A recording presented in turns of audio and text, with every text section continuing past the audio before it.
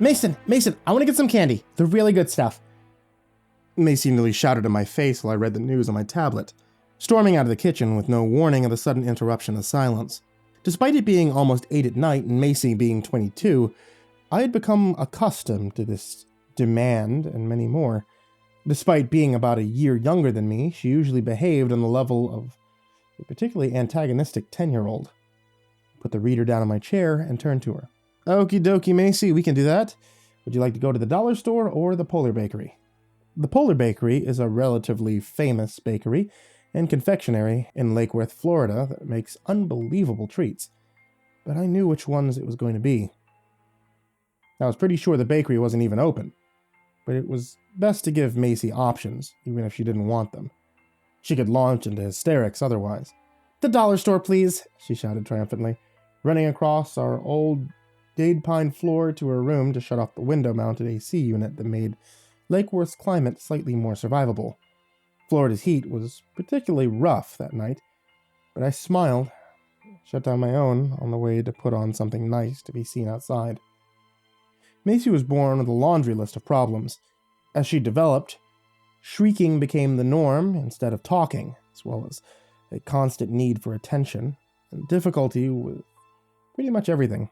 She'd be diagnosed with histrionic personality disorder and a powerful learning disability. My mother had always cared for her, almost as if it was something to look forward to. After our mother passed away from a brutal stroke a few years ago, likely brought down by stress, I had no choice but to take care of her. It was a lot of stress, knowing that she was going to need me for her entire life. I inherited our family's ancient Spanish mission-style home in downtown Lake Worth, and my Aunt Beth helped from time to time with money. None of that changed the fact that it was still incredibly difficult, though. I'd be lying if I said there wasn't a competition between the resentment I felt towards her and the guilt I felt for resenting her. She had brutal temper tantrums when she didn't get her way, and she needed constant attention and affection, in addition to keeping her on her medications. I'd never be able to live a normal life either because of it. I hated it. I resented her frequently. But I also had learned to respect the amount of effort that she had put into trying to work with society. It was like watching someone with broken legs continuously try to run, no matter how often they fell down. All right, I'm ready to go, I told her from across the house as I finished tying my shoes. She hopped happily and ran to the door. Can we get nerd ropes? She asked hopefully. Of course you can, I said, as I opened the door and allowed her to bounce outside. I hated how strictly her behavior seemed to follow the descriptions of her various mental illnesses, never giving either of us a rest. It was clear that her brain did not allow her to do otherwise. But she deserved the same willfulness the rest of our species takes for granted, and I deserved the ability to live a normal life. We walked to the dollar store right near our home, a ritual which gave me a few moments of peace and quiet to enjoy the lovely view of our coastal neighborhood. As we walked past the Art Deco and Caribbean-style homes, I noticed a sudden flurry of activity out in the corner of my eye.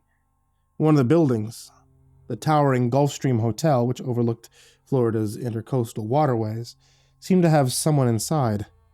Aside from Stan, the friendly security guard who reminded me strongly of John Candy, it was supposed to be abandoned.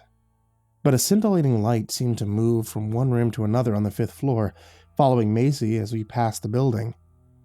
I didn't see Stan at his normal post, but that probably meant he was sleeping or getting a hamburger from one of the Lake Worth restaurants. I made a note to mention to Stan, who I chatted with when possible, before realizing that I had to catch up with Macy, who had bounded ahead of me and was now impatiently waiting at the crosswalk leading to the Family Dollar. She had the tendency to get ahead of me, and had gotten lost on more than a few occasions. Once inside the store, Lewis, the cashier, waved and smiled to both of us from behind his mask, having seen us once every few nights for a few years. He was creepy as hell, and had frequently asked me to pirate really weird porn for him, sometimes offering me random drugs in exchange. His stare made me uncomfortable, despite being used to him. He rang me up in advance for the nerd's rope that she got once every 3 days or so, and I paid for it. Macy, accustomed to our ritual, wandered around a bit while Lewis asked me if I could download a list of less creepy than normal Spanish movie torrents for him. I saw Macy walk to the front of the store, where she sometimes waited for me. When I walked over to her, however, she was gone. I called her name, and nothing. I looked out the front of the store, and she wasn't there. Lewis told me that he saw her outside, but she was nowhere to be found. I jogged home, called her name as I went. As bad as her behavior could be, this was not a part of her act. Then I jogged back to the store, my heart pounding in my chest, my mind racing over to the worst possible scenarios. Panic raced, and my mind went over the many possibilities of what had happened. I went back home again, shouting her name as loudly as I could the whole way. Then to the store again. My neighbors stood outside of their homes in disbelief that now it was me causing the commotion, not my sister. On my way back home the third time, I noticed a police cruiser with a ham-faced man and a pretty blonde woman with a tight ponytail sitting in the front seats. I knocked on the window, and the man became instantly agitated. "Sir, if you knock on my window again, you will regret it," the man said sternly, clenching his porky jaw. Please, my sister, I need help." Something about hearing it come out of my own mouth made it all a horrible reality. I heard my voice cracking as I spoke, and sure enough, tears came flowing down at that moment. The man rolled his eyes and sighed, exasperated, but the woman looked sympathetic, and they both stepped out of the vehicle. "All right, sir. What does your sister look like, and when was the last time you saw her?" the man flatly asked. I began regurgitating every detail I could remember, as his partner took a close interest in what I was saying. The woman told me her name was Crystal, and that as sad as it was, mentally ill people just wandered off all the time. I was frustrated that she even suggested it a possibility, as if I didn't know my own sister. She took down my sister's description, which her partner, who she told me was named Paul, said something I didn't hear into his radio. Another cruiser pulled up shortly later, and Crystal told me that they were going to canvass the area. One tiny beat of hope stayed alive, that they would find Macy. The canvassing finished less than an hour later, and Crystal recommended going home, catching some sleep. Crystal told me they had already filed a missing persons report, and the officers in the area would be on a lookout. But there was little they could do past that. They both made a point of saying that the mentally ill wandered off frequently, and that she might return of her own accord. I could tell from the tone in her voice that they had given up. The fat cop, Paul, then hinted that he had other things he had to take care of, and Crystal asked if there was anyone I could call for emotional support. That was it. I knew then that she hadn't wandered off. My sister was gone. I walked home knowing that there was no point in trying to sleep. As I passed the Gulfstream Hotel, I thought of the last time that I had been on a date with a beautiful girl named Fabiola a long time ago. A neighbor who had moved to Lake Worth from Haiti, and I had promised to show her around. She inspired Macy's jealousy, causing her to begin screeching like an angry parrot every time she saw her. There was one time that always bothered me, where Macy had screamed at both of us that it was our fault she couldn't get better because it was too stressful to live with me, and I kept trying to fuck girls, despite Fabiola being my only date within 10 years. It was the last time I'd seen Fabiola, and I had spent a lot of time obsessing about it. I wondered for a split second if a woman like Crystal might consider me, not that there was nothing in the way, before the guilt of remembering my poor sister returned, sparking a powerful round of self-hatred. I mean, how could I wonder about such a thing while an innocent girl was missing? I couldn't reconcile the two competing emotions, and I just began weeping as I half-jogged. As I wondered how many times I had seesawed between the two severe emotions, I saw the lights again at the Gulfstream, on the third floor, pulsing. It looked like a Christmas tree. I knew the chances were slim, but I had to try. I mean, maybe she had gone to investigate that, or maybe whatever was causing the light had gone to investigate her. This time, Stan was sitting by himself at the bottom of the building, eating a massive Frita Cubano, a Cuban-style hamburger, out of the styrofoam box. He waved at me, a quizzical smile at my approach as I walked up. "Good morning, or is it still evening to you day dwellers?" He chuckled at himself, but his face became concerned as I got closer. It was probably pretty obvious I had been crying. His eyes dropped and his tone changed.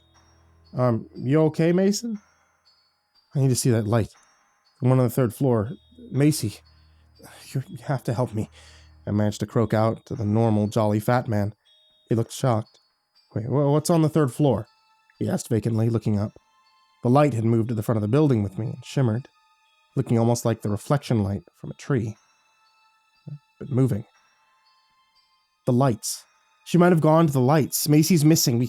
We have to check. Please! The look on his face changed to absolute shock as I walked past him, to the giant boarded-up doors of the old hotel. He stared back at me and blinked hard. What lights? He asked, staring straight at them. Just please help!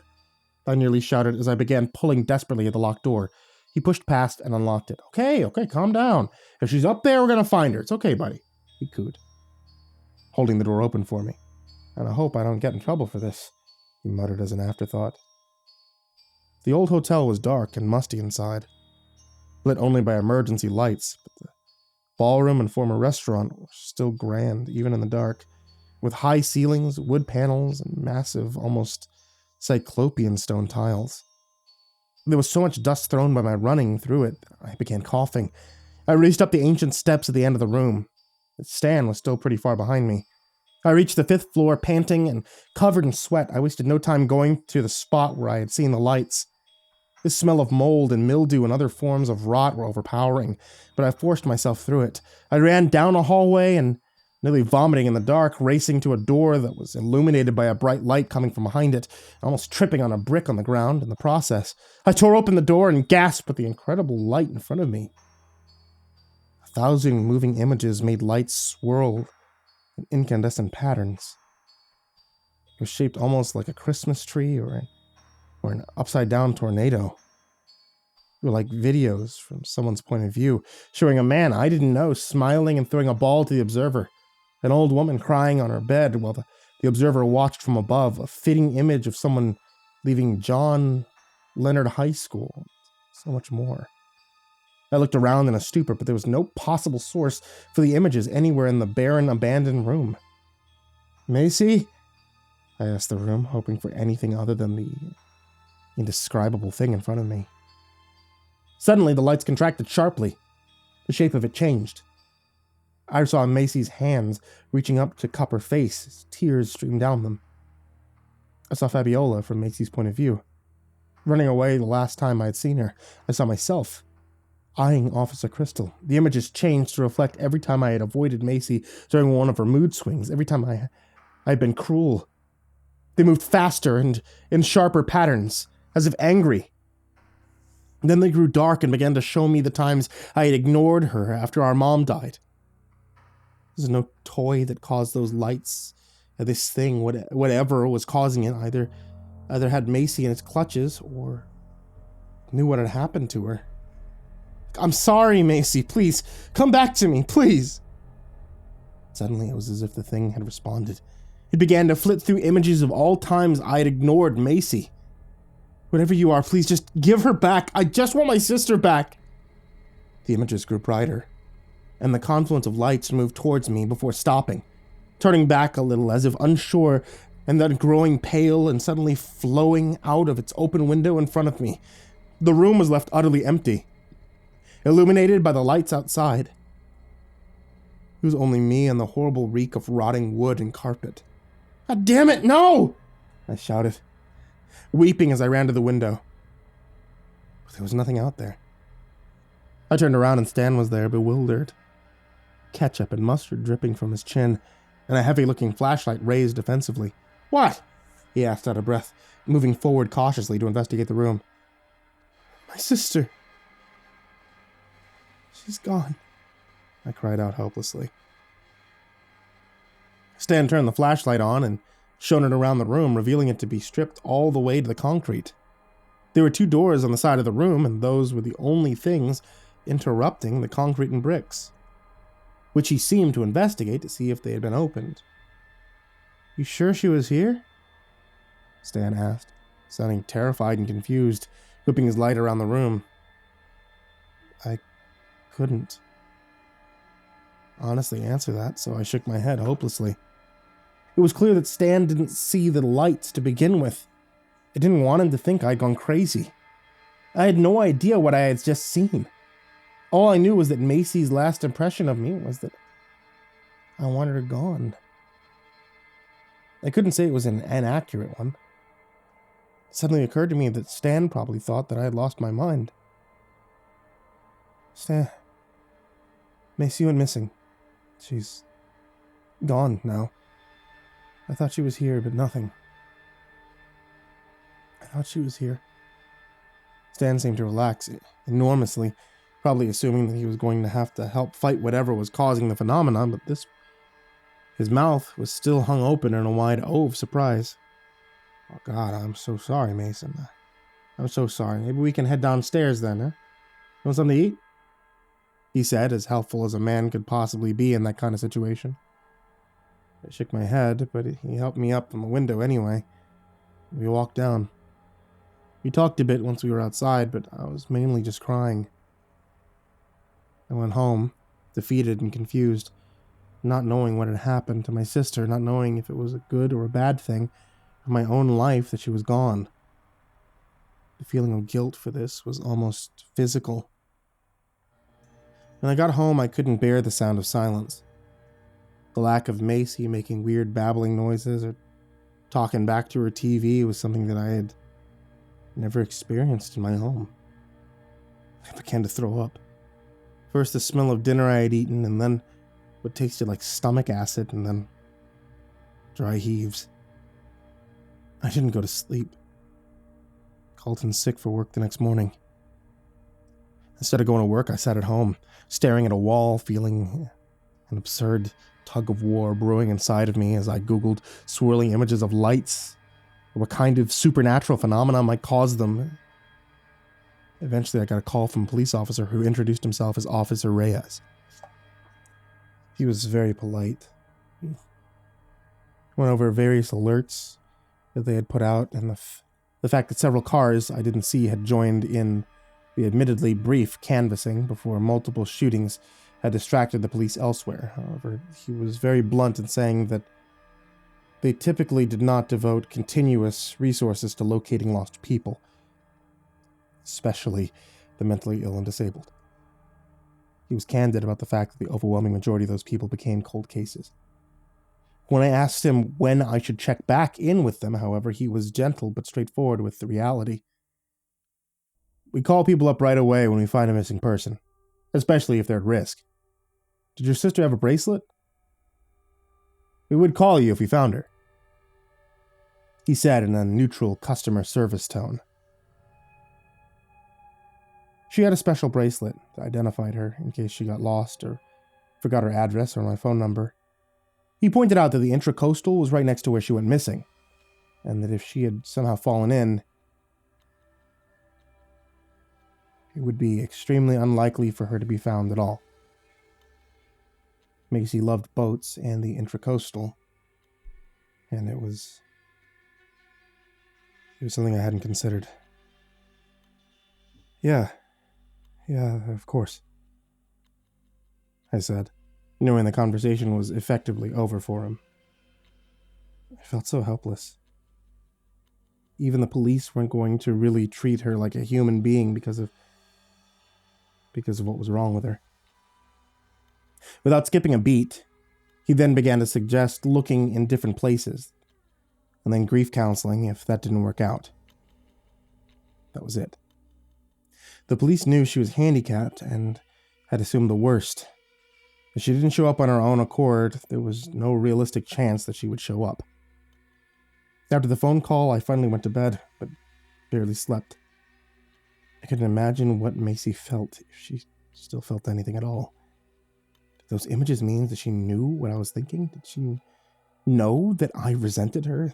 The large part of me was as glad to be free of her burden as it was mournful for her loss, as well as the difficulty she experienced in life. The images I had seen haunted me. I couldn't forget every time I had neglected her, sometimes much more cruelly than I'd like to admit. I didn't know if the images came from Macy, and if so, why did I see the lights before she disappeared? A few days went by, and I contacted my remaining family members. They offered their condolences and invited me up to see them in Boston. I was free to go about as I pleased. One of my uncles, arguably the cool one, told me that he thought it was awful I had been left shouldering her instead of putting her in a home to begin with. Although he knew we couldn't afford one. My Aunt Beth was the only one who seemed to sense I was actually genuinely upset. She told me that my mother had considered leaving Macy in an orphanage shortly after she found out about her ailments. Yeah, I'm not surprised, I said, dismissing her comment. She was going to leave you with me and just move on with her life. What? I was rendered nearly speechless. No one had ever told me that I, too, had almost been left for adoption. Your mother had a lot of problems when you were born. She didn't think she'd be able to be a good mother. None of us did. That's why she was going to leave you with me and leave Macy with a foster family. I'd never heard this before. I'd always seen my mother as a saint. I tried to say something, but only a croak came out. Macy changed her mind. She couldn't give her up right away. It took some time. She took care of her the best she could, and it changed her. She knew you'd be fine. You were barely a toddler then, but you were smart, adaptive. She knew she had to work to keep Macy safe, and it made her a better person. She quit drinking, she quit doing drugs, slowly stopped leaving you guys with me all the time. The only thing she ever worried about after that was you, and whether it was fair to you. And I think it was. What's your favorite memory with Macy? I was silent for a few moments while she waited. I couldn't fight back the tears, but I cleared my throat. The bridge. She loved the boats. She knew every kind. She could even figure out what make and model most of them were. I wiped my eyes on my shirt, which was now largely soaked. How'd she know all that? Beth asked patiently. I felt a surge of defensiveness on Macy's behalf, as I often did when people talked about her as if she wasn't capable of having her own personality. Because she wasn't just a stupid object. There's a part of her that wasn't broken. Sometimes it was just like you could see the part of her personality that would have shined through if she were a normal human being, I heard myself explain.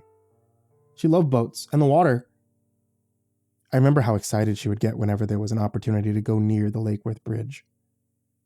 I remember how nearly sane she sounded when she rattled off the details of the pontoons, the day sailors, and even houseboats that were relatively common in the intercoastal lagoon of Lake Worth. Sounds like you enjoyed your time with her. I think it made you a strong young man, and I think you were better for it. That was what your mother hoped for. She would have been happy knowing this. That's why she decided to keep you together. She got exactly what she hoped for. Even after she got better, your mother... she was a 2-pack-a-day smoker who loved Big Macs almost as much as she loved you. Macy didn't cause her stroke.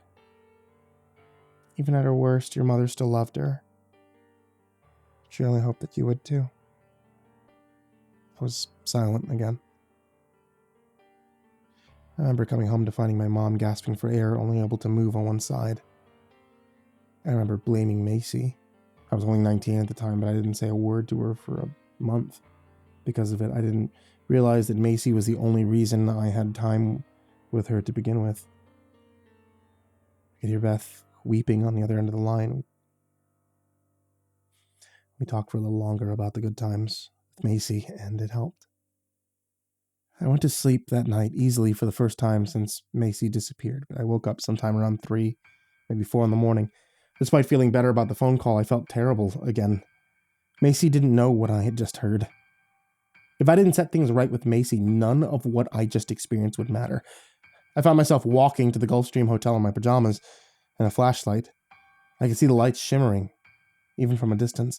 When I got there, Stan was AWOL again. I couldn't blame him. He always talked about how boring his job was. I went to the door that he had previously used and I found it locked. But a window on the other side of the building was easy to open. I took a moment to make sure I didn't hear any alarms ringing, and I proceeded through the old, tropical ballroom up to the ancient creaking steps, slowly going up flight after flight. I took a deep breath when I reached the 3rd floor, hoping that I was right about the lights being from Macy, and not something that took her. Although I still don't understand why I saw them before she disappeared. I walked down the hallway, this time avoiding the brick, and opened the doors with lights coming from behind it. The smell of rot and mold got me before the images did, even stronger than it was previously, and sickeningly sweet. Once I managed to keep myself from throwing up, I moved forward into the room. Once again, I saw a massive flurry of images, clearly not just from Macy's life. Someone's visit to the Grand Canyon, someone playing fetch with a black doll, hands wrapping a paper. All of them from someone's point of view. I wondered if these memories were of other people that were somehow locked here, just like Macy. Macy? You there? I asked, cheering up at the thought of talking to her. The lights pulsed and darkened, then again racing to images of myself and home and boats. Macy, I'm so sorry. I'm so sorry. So sorry that I was an asshole to you. I never wanted you to leave. I always loved you, Macy, and I miss you so much. The images changed again, showing me reaching out to hold her hand, hugging her. They showed me crying on my bed after I found our mom. Macy, it was never your fault. I'm just so sorry. I didn't know that. I'd give anything to have you with me again. I never wanted to lose you. I don't understand what happened to you and why this is here instead of you, but I just want you back. The images paused for a moment, then turned very dark, swirling rapidly. Suddenly I saw Stan, smiling happily. I saw him grab Macy while she was in front of the store. I saw his hand go over her mouth, forcing her to be quiet as I searched for her. No more than 15 feet away. I saw her move to the Gulfstream Hotel where Stan... And then I saw him take out his heavy flashlight and bring it down across her face until the images went dark. Other images flowed to the surface. Somebody being given a ride in Stan's car, dragged to the same fate.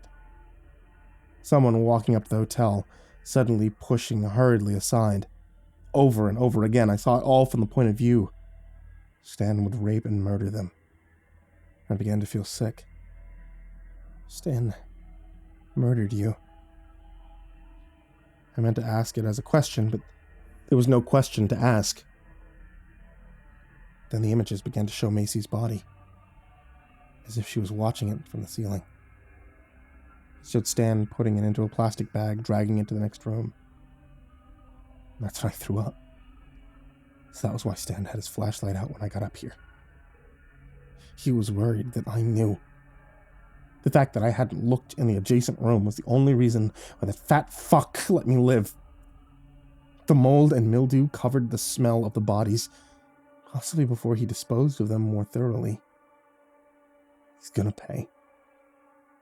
He's not getting away with this. I felt my fists clenching, the images swirling and brightened, reflecting happier memories from some unknown number of young women. I walked out of the room and quietly left the hotel the same way I came in. I considered killing him as I walked away, but I wasn't sure I'd easily get the upper hand on a man with more than 100 pounds on me, and I didn't own a gun. So I called the police after I was a short distance. I told them I had found a body in the hotel. It didn't take long for the flashing lights to arrive, and I was pretty sure Stan wasn't there when they came. Shortly after that, a lot of flashing lights came. The next day I saw in the sheriff's office booking blotter that he had been arrested. And for the first time in my life, I thanked God for the sunshine laws that made our state notorious. Macy's murderer was put in prison, and his attorney would later fail to argue effectively that he should not be placed in Genpa. He never saw the light again. I never saw the lights again, although I saw several of the faces from the images at the trial and sentencing. They were the family members of Stan's victims. and I hope the lights going out meant that they finally got peace. They deserved it. Especially Macy.